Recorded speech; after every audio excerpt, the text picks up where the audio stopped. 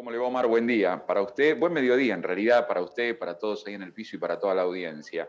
En realidad nosotros estamos dentro del edificio de la Facultad de Medicina y lo que vemos es una tenue resolana, una mañana donde en realidad estuvo un tanto raro el clima, o por lo menos no muy definido. No mucho sol, no mucha nube, un poco de cada uno. Pero bueno, la temperatura por el momento no es fría, es bastante más que agradable. Nosotros nos vinimos a la Facultad de Medicina porque queremos hablar con el doctor, con el decano y la vicedecana, con el doctor Mateo Martínez, el decano vamos a hablar primero porque le vamos a preguntar sobre esta posibilidad de pase sanitario, obviamente que están analizando en esta Casa de Altos Estudios. ¿Cómo le va, doctor? Estamos en vivo para los primeros. Un gusto, gracias por recibirnos. No, un gusto de estar con ustedes y de escucharlos y de verlos. Dígame. Bueno, pase sanitario es quizás la primera casa de altos estudios que ha planteado, por lo menos dentro de la UNT, esta posibilidad del pase sanitario. Mire, en realidad, bueno, la palabra es un poco intensa, un pase sanitario como si exigiéramos un credencial. De hecho, viene siendo discutido en toda la Facultad de Medicina del país. Muchos hospitales del país han empezado a restringir el acceso de personas que no cumplan con los protocolos de protección. Y la protección puede significar, si yo voy a entrar a una sala de terapia intensiva, a nadie se le ocurriría entrar sin barbijo en los últimos 30 o 40 años, o sin camisolino. En algunos casos, algunas terapias nos exigían botas. Nosotros venimos exigiendo hace ya más de 20 años la vacuna antihepatitis B. A todos nuestros estudiantes exigimos la vacuna antihepatitis B. Y esto no es nada más que una nueva vuelta de tuerca, si me permite la expresión un tanto mundana, del hecho de incrementar la protección de los derechos de terceros. No estamos exigiendo que la gente se vacune, sí le estamos pidiendo, y lo hacemos con mucho énfasis, estamos pidiendo que se vacunen. Lo que estamos exigiendo es que tengan las precauciones que deben tener, que debemos tener, para con personas que no se definen a sí mismos como es el paciente, que nos presta su dolencia, sus cuerpos, sus enfermedades, para que nosotros aprendamos y tenemos el deber, más allá del ejercicio de nuestra libertad personal, el deber de proteger el derecho de tercero. Y como el paciente no se queja, es la institución la que debe velar por esos derechos. Entonces hemos puesto esta condición de que tanto docentes como no docentes como estudiantes y vienen a interactuar en la facultad, como usted lo ve, entra y sale gente de blanco permanentemente, entramos y salimos de los hospitales públicos y tenemos el deber de velar por los derechos de ellos. Todas las personas que queramos tener actividad presencial, esto no alcanza las actividades virtuales, toda la persona que quiera tener actividad presencial debe tener el carnet de vacunación si se ha vacunado o una constancia que ya ha padecido la enfermedad y la ha superado, que es otra manera de adquirir inmunidad. Esa es la condición que hemos puesto, ¿no? Doctor, ¿cuántas personas tiene hoy, ya vamos a hablar después de lo que va a ser el próximo año, pero hoy, 2021, entre alumnos aproximadamente, ¿no? Entre alumnos y personal docente? Mire, nuestra comunidad educativa es grande, somos 11.000 almas que estamos en esta facultad, de nuestras 5 carreras y entre los trabajadores docentes y no docentes, al poco menos de 1.000 personas entre empleados y poco más de 10.000 estudiantes entre las distintas carreras. Como ve, es una comunidad numerosa y reitero, por la índole de nuestro aprendizaje, entramos y salimos de hospitales y de servicios críticos y nosotros, mucho más que otras organizaciones del Estado, tenemos el deber moral, porque de eso se trata, el deber moral, de extremar los recaudos para que no se lesionen los derechos de los pacientes en este caso. ¿Y desde cuándo regiría esto?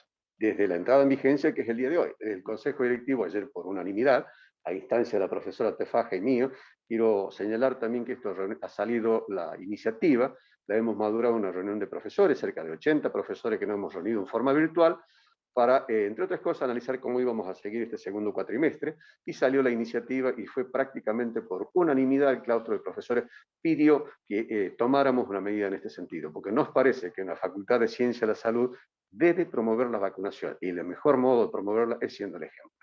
A ver, le voy a preguntar a la profesora también que nos acompaña, que es vicedecana además. Bueno, el doctor nos decía prácticamente esto ha salido por unanimidad. ¿Ha sido arduo el debate? ¿Hubo consenso Sí, rápido? bien, generalmente cuando tomamos este tipo de decisiones sale por sugerencia de algún miembro de la comunidad. En este caso, nosotros veníamos pensándolo con el doctor Mateo Martínez, pero surgió espontáneamente en la reunión que hicimos de profesores. Posteriormente y espontáneamente los consejeros estudiantiles dijeron que querían participar y también el centro de estudiantes, y tenemos un comité que es de pandemia al que también le pedimos opiniones y fue unánime la decisión de tomar. Y posteriormente pusimos la resolución en todos los grupos que tenemos y se fueron formando opiniones, correcciones de cómo la deberíamos hacer, y surgió una resolución consensuada por la mayoría de los miembros de nuestra facultad. ¿Podría replicarse esto en otras facultades, teniendo en cuenta, bueno, ustedes son los primeros, autoridades de otras facultades han hablado con ustedes, le han preguntado algo? Y muchos docentes de otras facultades y colegas sí nos han preguntado y la ven a la iniciativa como buena.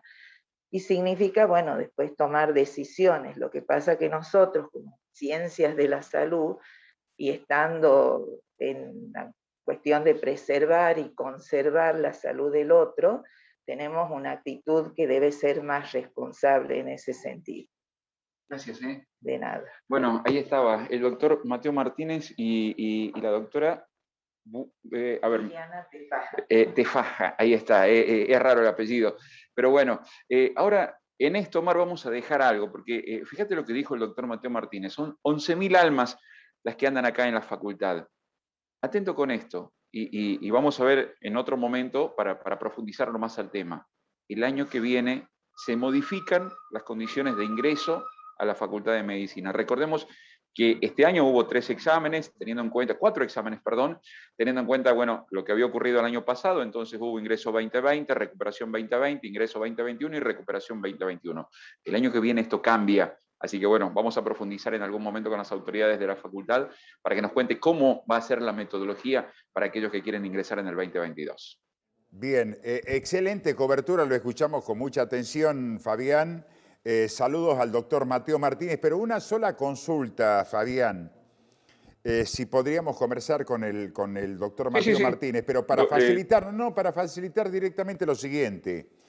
Advertencia sobre la llegada, ¿qué sabe él sobre la llegada de la variante Delta?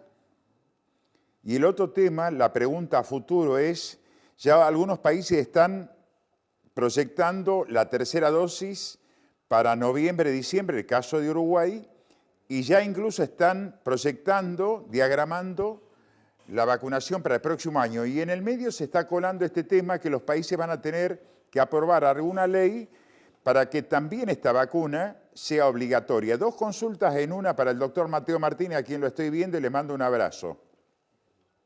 Muchas gracias, Omar. Un gusto de estar con usted. Entiendo que, porque me perdí un poquito de la primera pregunta, es una opinión respecto a la variante Delta. Y la segunda parte de la pregunta sí la escuché con claridad. Respecto a la variante Delta, bueno, todas las evidencias nos están mostrando que hay una fuerte, se llama presión epidemiológica. Yo le diría que un ataque a un vecino es una amenaza a mí mismo. Si a mi vecino le está pasando, es probable que a mí me pase. Hay circulación comunitaria de esa variante en el sur de Brasil, en Chile, en Paraguay, y ya lo tenemos presente en nuestro país. En lo que pudimos detectar hay poco menos de un centenar de casos, pero está todavía en cierta incerteza respecto de que si es una circulación acotada o ya comunitaria. Una humilde opinión y en consulta con muchos colegas. Muchas veces cuando yo hablo no lo hago solo en nombre de mí mismo, sino previa discusión y diálogo con la enorme cantidad de docentes calificados que tiene nuestra facultad, y creemos que es altamente probable que tengamos un brote en breve, en algunas semanas, un brote y probablemente sea por la variante Delta. Esa es la razón por la cual creemos que hay que extremar los recaudos y esta modesta resolución que hemos dictado el día de ayer, que ha dictado el Consejo Directivo el día de ayer, va en ese sentido. Instar a la gente que se vacune y extremar los recaudos incluso personales para que protejamos los derechos de terceros, en este caso a los pacientes, ¿no? Y respecto de su pregunta, y bueno, mire, hay algo que se llama biología viral. La biología evolutiva estudia cómo va naciendo, creciendo y muriendo los distintos organismos vivos. En este caso, la biología viral va cambiando. Originalmente había una sola cepa, apareció otra, y no sabemos cuántas más. Lo que sí está claro es que por ahora parece que la inmunidad que está dejando, en principio no está superando los 6 u 8 meses, aunque deja memoria en el cuerpo, pero en principio, y pueden hacer falta refuerzos hasta que esta epidemia se termine. Y tenemos que acostumbrarnos a convivir de alguna manera con esto, que en algún momento se va a transformar de epidemia en una endemia. Quiere decir que vamos a tener cierto número de casos a lo largo del año redondo, Y bueno, habrá que aprender a cuidarnos mutuamente, a evitar lugares cerrados, las grandes aglomeraciones, la higiene correcta de manos y en algunas circunstancias específicas, ¿por qué no?, el uso de barbijo. Y la vacuna, capaz que llegue a ser una vacuna más.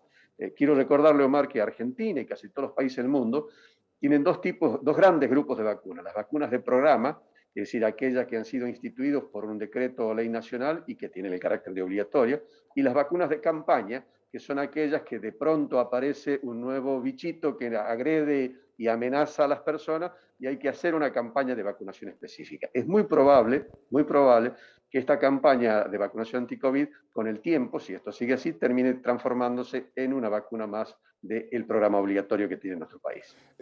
Mateo, doctor, le hago una consulta y una apreciación, ¿no? A ver si podemos compartir en este tema. Lo hago desde este lado,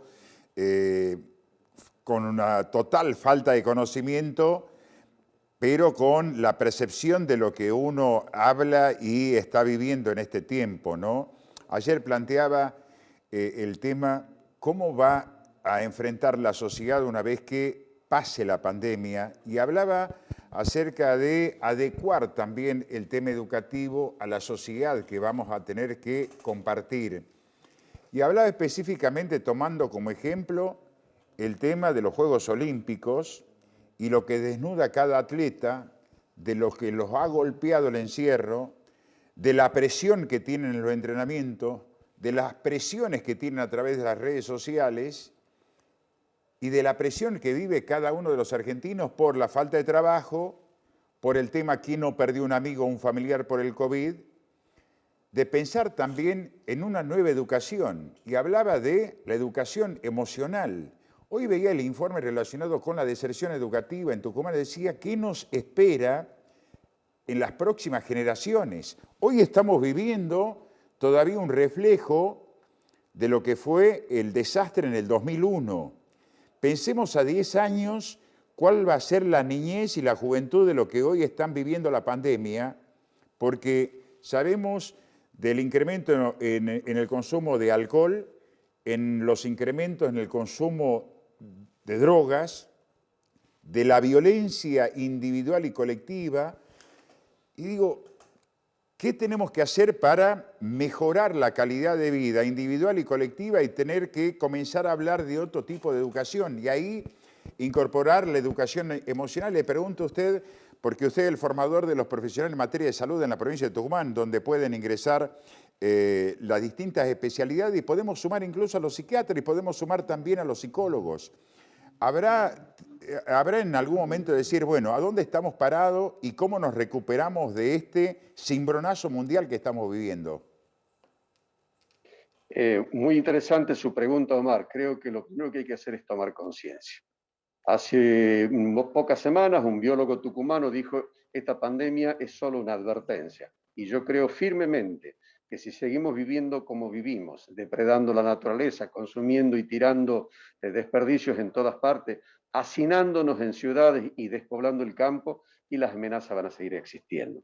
Por tanto, creo que la primera consideración que yo haría es primero tomar conciencia. Estos fenómenos es probable que se repitan cada vez con más frecuencia y de diversa intensidad. Y respecto de esto, este cimbronazo, como usted dice, que ha recibido la sociedad global, va a dejar consecuencias en todos los planos, educativo, económico, sanitario, etc. Y en lo que a usted le preocupa en particular, que es el estado psíquico que tenemos las personas, no tenga duda que hay una pandemia paralela de distintos trastornos, cánceres mal diagnosticados, diagnosticados tardíamente, diabetes, enfermedades cardíacas que no están siendo suficientemente controladas porque estamos muy abocados a la pandemia y por sobre todo una fuerte influencia en el estado de salud mental de las personas. Incremento de la intolerancia, de la agresividad, malas relaciones interpersonales, consumo abusivo de sustancias, todos esos fenómenos. ¿Qué tenemos que hacer? Tomar conciencia de la existencia de ellos, discutirlos con tranquilidad, con serenidad y tomar las medidas que corresponden. Afortunadamente, para casi todos estos problemas, la ciencia ha provisto respuestas. Este no es un problema, incluso para el COVID mismo. Ya hay vacuna. No tenemos un problema científico que dilucidar. Hay un problema social que tenemos que abordar. Ponernos de acuerdo, vacunarnos, conservar el respeto y la distancia social con los demás, por ejemplo, y esto termina siendo un problema de la gente, un problema de todos nosotros. Esto no lo resuelve un Estado, ni un académico, ni un científico. lo resolvemos entre todos, Dios mediante. Doctor, como siempre es un gusto escucharlo, les mando un abrazo y que termine bien el día. Muchas gracias, Omar, un gusto de estar con ustedes. Faltan Omar, 8 hasta minutos. luego. Hasta luego, profesor. Faltan 8 minutos para la que hora tenga una 13. feliz tarde. Feliz tarde para usted también. Ya le salió como el doctor Nelson. Bella tarde. No, usted va a tener una bella tarde hoy. Perdón, ¿a qué hace referencia? Y bueno, usted Ah, sabe. perdón, ahora caigo. 19 horas. Perdón. Bueno, te quiero mucho. Aquí el doctor Mateo Martínez, no sé, rojo, blanco, azul y amarillo. Es de Aguilar, es él. ¿Ah? A ver. Lo saquemos desde lo... River a Boca. River. Somos mayoría, bueno. Omar. Y acá en Tucumán, Jorge Newbery de Aguilar. ¿Ha visto? Era Jorge Newbery. Claro, el gladiador. Como le dicen en Aguilar le dicen el Deportivo Aguilar y Newbery. Claro. Newbery, No, ¿eh? es Newbery. Para la República de Aguilares no es Jorge Newbery, es Newbery. Así le Newbery. decimos. Gracias, Mateo. Un abrazo grande, No, gracias. por favor, un gusto. Gracias.